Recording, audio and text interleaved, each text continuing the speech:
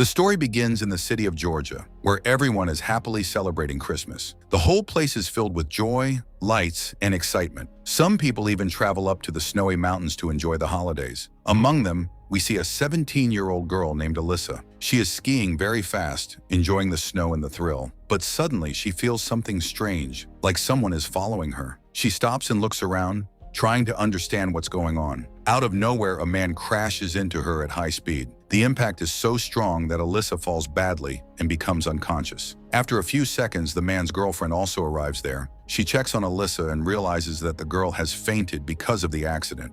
Now at this moment, they have a clear choice. They can help her and take her to the hospital.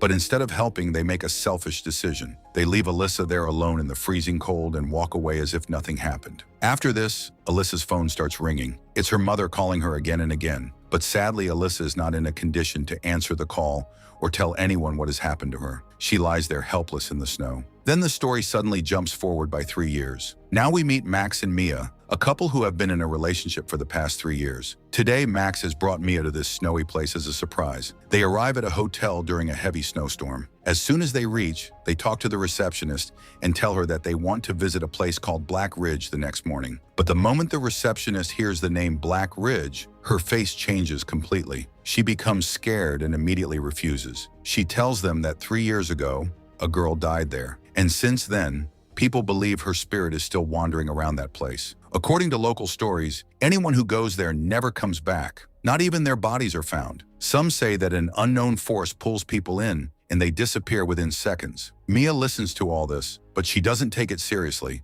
Instead, she gets distracted by a painting in the hotel hall that strangely attracts her. Meanwhile, Max keeps insisting to the receptionist. He tells her that this trip is very important and special for him. After repeated requests, she finally agrees and says she will arrange a helicopter for them. Max feels happy, but he doesn't tell Mia anything because he wants to keep it as a surprise. After this, both of them go to their room. From there, they can clearly see Black Ridge in the distance. The view looks beautiful and peaceful. Mia gets impressed and says she has never seen anything more beautiful in her life. She even questions why people think such a place is dangerous. But sometimes things that look beautiful from far away are completely different when you go closer. Since they have to wake up early the next morning, both of them go to sleep. But late at night, someone suddenly knocks on their door. The sound wakes Mia up. She feels a little nervous, wondering who could come at such a late hour. She goes to open the door alone. Outside, she sees the receptionist standing there with a bottle of wine. She says it's complimentary. Mia finds this a bit strange because this could have been given earlier. Still, she doesn't question it much. Before leaving, the receptionist once again warns Mia not to go to Black Ridge. She tells her that just this morning, they found a dead body of a man there. His wife had been staying near Black Ridge for 5 days, and after all that time, she finally found her husband, but dead. The story sounds scary, but Mia doesn't take it too seriously and closes the door. But then something strange happens. Mia notices a cross symbol drawn outside their room door. This instantly scares her. She quickly wakes Max up and shows him. But when Max looks at it, he sees nothing there. There is no cross at all. Now Mia starts feeling uneasy. She begins to wonder if something is wrong, or if it was just her imagination. Trying to calm herself down, she ignores it, and both of them go back to sleep, without knowing that something much darker is waiting for them. So what is really hidden in Black Ridge that the whole town is so afraid of? The story moves forward to the next day, the day Max and Mia were supposed to go there. Mia starts packing her things, and while doing that, she finds a ring. The moment she sees it, she understands everything. Max has brought her here to propose. This thought makes her extremely happy. The helicopter is already arranged. As they step out of the hotel, Mia notices the same cross again and softly touches it, almost like she is unknowingly asking for protection. Then on their way, they see the dead body of the same man whose wife had been searching for him for 5 days. Seeing this, they should have felt fear, but instead they ignore it. The man who died was actually a skilled trainer, someone who did skiing regularly, so it feels unlikely that he would die so easily. Still, Max and Mia choose to continue their journey. They board the helicopter and fly over the huge snowy mountains. Slowly, they reach Black Ridge. From above, they notice a cross placed there. The pilot explains that this cross was made in memory of the girl who died there 3 years ago. After dropping them at the top, the helicopter leaves. Now their real journey begins. Max and Mia put on their skiing gear and start moving forward, excited for the adventure. At first, everything feels fun and beautiful. They enjoy the snow, the silence, and the view. But at the same time, something strange is happening in the background. something they cannot see. At a distance, we notice a hand coming out from under the snow. It looks like someone is buried there, maybe another victim, but Max and Mia remain unaware. They stay connected through their walkie-talkies while moving ahead, but suddenly the weather changes. A heavy fog appears, and a strong snowstorm begins. Because of this, Mia gets separated from Max. Their connection breaks, and she is left alone. In the middle of this chaos, Mia suddenly crashes into a snowmobile and falls down. After some time, when she regains consciousness, she realizes she is far away from Max. She tries to contact him again, but there is no response. Now she has no choice. She decides to find Max on her own. She starts walking through the dangerous area, not knowing that some parts of this place are restricted. Entering them could mean death, either from wild animals or something even worse. After walking for a while, she finally sees Max standing in front of her. Relief fills her heart, and she quickly moves toward him. But as she gets closer, something feels wrong. Max is not standing on his own. His hands are tied, and it looks like someone else is controlling him. Suddenly, a man appears and starts dragging Max away using a snowmobile. Mia shouts loudly, trying to stop him, but the man doesn't even look back. He just keeps going. Without thinking, Mia starts chasing them. Now she understands the truth. This place may look beautiful from far away, but up close it is full of danger. She knows she has to save Max at any cost. But then something unexpected happens. Instead of Mia finding the man finds her. He comes in front of her, and it becomes clear that something very dangerous is going on in his mind. Mia notices that he is holding a bomb. His plan is to trigger an explosion in the snow and cause an avalanche, one powerful enough to bury everything in its path, including Mia. But Mia reacts quickly. The moment she understands his plan, she grabs her skis and starts moving down as fast as she can. She tries to escape before the avalanche begins, but she is not fast enough. The avalanche starts, and within seconds it comes crashing down toward her. Snow surrounds her from all sides, pulling her in. For a moment it feels like everything is over, but somehow Mia gets lucky. Even after being caught in the avalanche, she manages to survive. The man who had kidnapped Max still wasn't ready to leave Mia alive. Even after the avalanche, he comes back to check if she survived. To be sure, he starts stabbing the snow in different places, trying to find her body. At one point, the blade hits Mia. She feels intense pain, and blood starts flowing. But she does something very brave. She stays completely silent. She covers her mouth tightly so that not even a small sound escapes. After some time, the man leaves, thinking she is dead. Slowly, Mia moves her hand out of the snow, hoping someone might see her or help her. Suddenly, someone grabs her hand. When she opens her eyes, she sees an old man standing there. For a moment, she gets scared. She thinks maybe he is also one of them. The man starts speaking in Georgian, but Mia doesn't understand anything. After a few moments, he switches to English and tries to calm her down. At the same time, the story cuts to the hotel receptionist. She is talking to someone and says, "I have sent them, but this is the last time. From now on, I won't help you anymore." This clearly shows that everything is connected. But who is she talking to? That truth is still hidden, for now. Back in the mountains, the old man slowly gains Mia's trust. He takes care of her and behaves kindly. He even shows her a photo of his granddaughter and tells her that she died in an accident 3 years ago. Now everything starts to connect. That girl, the one who died in Black Ridge, was his granddaughter. Inside his small shelter, Mia notices something surprising. There is a photo hanging there, the same one she saw earlier in the hotel. This makes things even more mysterious. As they talk more, the old man plays a tape. In it, his granddaughter is singing a song called "Let It Snow," which is also the title of this story. From all this, one thing becomes clear. The old man is not dangerous. He didn't bring Mia there to harm her. He saved her. The next morning, Mia wakes up and realizes the old man is gone. She steps outside and finally understands where she is. The place is completely surrounded by mountains. She is in the middle of nowhere. Now she has to find a way out. While searching around, she spots a snowmobile. A little further, she finds Max's gloves lying on the ground. This shocks her deeply. Now she starts doubting the old man. He was with her the whole night, but now he has disappeared. If he wanted to harm her,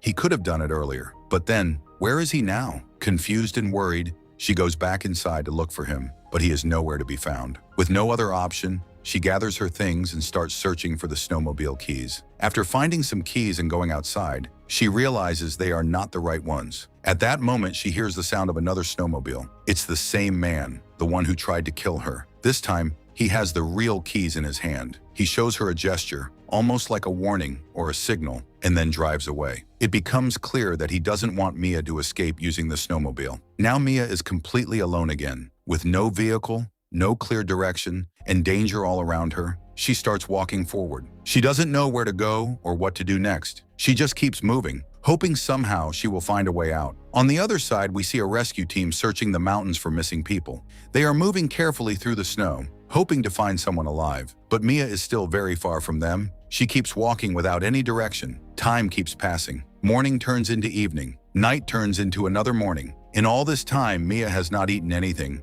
or even had a drop of water. Still, she doesn't stop. She just keeps moving forward. Then finally, something good almost happens. She comes close to the rescue officers. She can see them from a distance. With all the strength she has left, she tries to call out to them, but her voice is too weak. No sound reaches them. They don't see her, and slowly they walk away. That moment breaks her. If someone else had been in her place, they might have also given up. Her last hope feels gone. She doesn't know when or if those rescuers will come back again, but still, she doesn't completely lose hope, because somewhere deep inside she knows if she stops believing, everything will end. So she decides to climb higher ground, thinking maybe she can get a signal or be seen from far away. After walking for some time, she notices something strange. There is a tent in front of her, built in a very disturbing way. At the entrance, a doll is hanging, and a rod has been pushed through its body. The whole place feels dark and wrong. When she goes inside, she sees something shocking. There is a photo of the old man's granddaughter, the same girl who died years ago.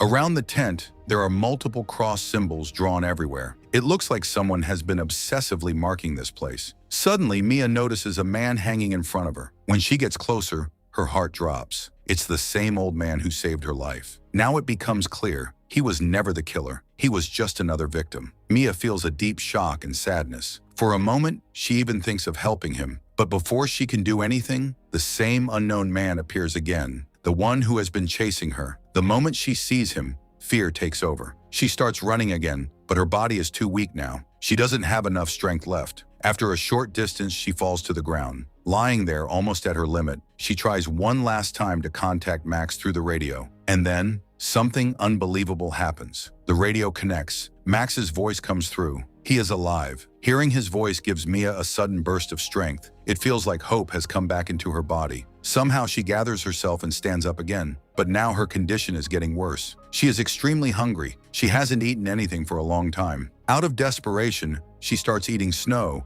trying to survive, even though she doesn't really know how to handle such a situation. Then she looks ahead and sees a small hill, and standing on top of it is that same man again. This time he has a weapon in his hand. It's clear now. He has decided to kill her. Mia starts running again, pushing herself beyond her limits. But while running, she suddenly slips and falls into a deep ditch. After nearly 2 hours, she slowly regains consciousness. The first thing she hears is the sound of flowing water. She turns and sees a river behind her. With great effort, she crawls toward it and drinks water. Then she washes her face, trying to stay awake. Her condition is now very bad. She has injuries, even on her head. She is weak, tired, and almost broken. But even in this state, her mind is still focused on one thing: Max. She knows she cannot give up now. Then Mia sees that same man standing in front of her again. This time she doesn't feel just fear, she feels anger. All the pain, stress, and fear inside her comes out at once. She screams as loud as she can, letting out everything she's been holding inside. Now she has only one reason to live: Max. Thinking about him, she gathers courage and starts walking again, even though her body's very weak. Night falls again. With great difficulty, she manages to make a small fire and stays there for the night. She is tired, injured, and hungry, but she somehow survives. The next morning, she starts walking again. But now strange thoughts begin to come into her mind. She starts thinking, what if the man chasing her is not real? What if everything is just her imagination? Maybe her mind is breaking because of fear and pain. But very soon, this thought is proven wrong. While walking, she reaches the edge of a deep ditch. There she sees something shocking: a snowman. As she slowly goes closer, her heart sinks. Inside the snowman is Max. He is dead. Beside him lies the ring he had brought to propose to her. This makes everything clear. Max is gone forever. Seeing this, Mia completely loses control. She takes the ring, wears it, and hugs Max tightly. Tears roll down her face as she remembers all the moments they spent together. All the happiness, all the memories. Everything feels finished. She never imagined her story would end like this. In that moment of pain, she makes a decision. Holding Max in her arms, she jumps into the ditch. For her, life without Max has no meaning. At a distance, the same mysterious figure watches everything, the one who has been chasing her and the one who killed Max. Now the truth is finally revealed. That man is actually a woman. She is the mother of the girl who died there 3 years ago. Her daughter was killed by 2 tourists who came to this place. After that, her spirit stayed here, full of anger and sadness. Since then, she has been killing every person who comes to Black Ridge. We see her standing near the cross and making another mark. There are already many crosses there. Each cross shows how many people she has killed. People say no one loves more deeply than a mother, but when a mother loses her child, her pain can turn into something very dangerous. And that is what we see here. She started taking revenge on everyone, even innocent people. But one question still remains. What was the fault of her own father, the old man who tried to save Mia? Why did she kill him too? Is this really the right way to take revenge? The story does not end here. Do you think Mia died so easily? No, she is still alive. And now something new has started inside her. The same fire, the same pain, the same anger that lived inside that woman for years is now burning inside Mia. Now Mia will not run anymore. Now she will take revenge for Max, and this time she will fight back.